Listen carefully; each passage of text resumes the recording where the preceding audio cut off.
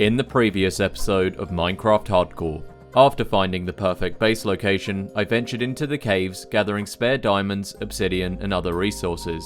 Once I returned to the surface, I began laying the foundations of my house before heading back underground to obtain full diamond armor. I spent some more time improving the base, but I kept getting attacked by drowned, so I travelled far and wide in search of a heart of the sea. Once I finally obtained one, I returned home, built more of the base, and fought off even more drowned. And that is where part 3 begins. Minecraft Hardcore, Day 21. I started the day by planting some sugarcane around my base before heading inside to enchant some of my gear. I wanted to spend the next few days fishing, so I also enchanted and combined some fishing rods before heading out to the water. I fished until the sun set, reeling in an Unbreaking 3 book in the process, but before long, I was being swarmed by drowned yet again. I managed to clear out the surrounding area, rushed back into the house, and slept through the rest of the night, bringing me into day 22. I continued fishing throughout the day, mostly catching fish and junk, but I did get a Sharpness and Protection 3 book in the process. However, I wasn't stopping there, and continued late into day 23. As night fell, I built a dock so I could safely fish through the night, and before long, I reeled in something extremely valuable. That is insane. Considering how many times I nearly fell to my death in Season 2, Feather Falling 4 was huge. I spent the rest of the night fishing, and soon after, the sun began to rise, bringing us into day 24.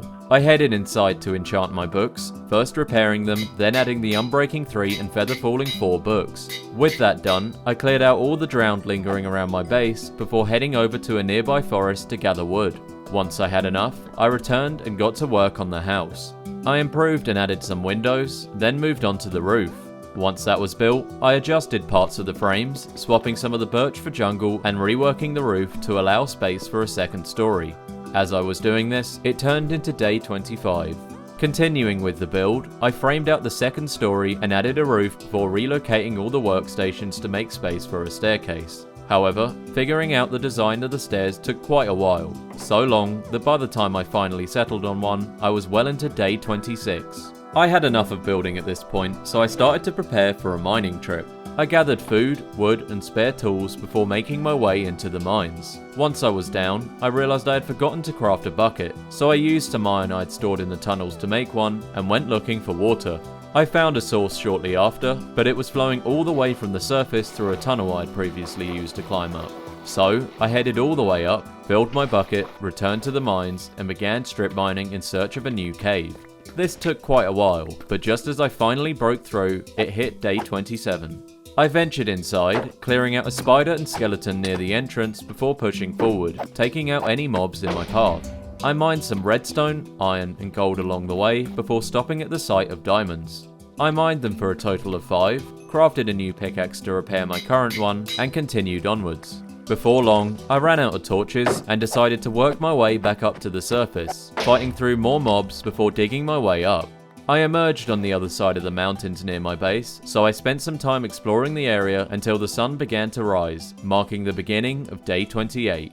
I decided I was going to spend the day drifting towards my base, searching for coal so I could go mining again. Since I was in an unexplored area, it was interesting to see the range of biomes in the region. I started in a swamp, passed through some surface dripstone, and entered a forest, where I jumped off a cliff, now that I had Feather Falling 4.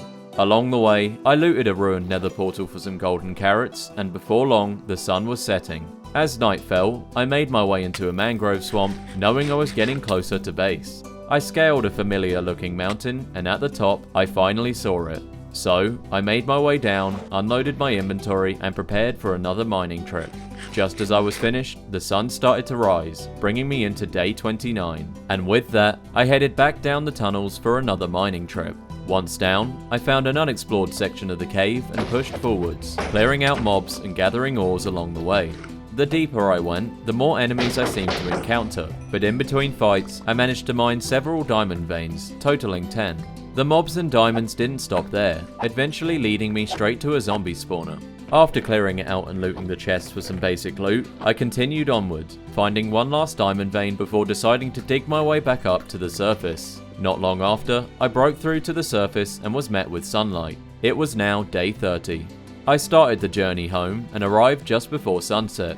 After unloading my inventory, I decided I was going to end the video the same way I started. by fishing. I didn't catch any treasure, but I did catch a good amount of, well, fish. Before sunrise, I decided to sleep through the rest of the night to stop phantoms from spawning, and that is where this episode ends. Special thanks to the channel members Jessica, Apontato, Renz, Forgotten Dreary, Antec, and all the tier 1 members. And thank you for watching the video. If you enjoyed, drop a like and subscribe.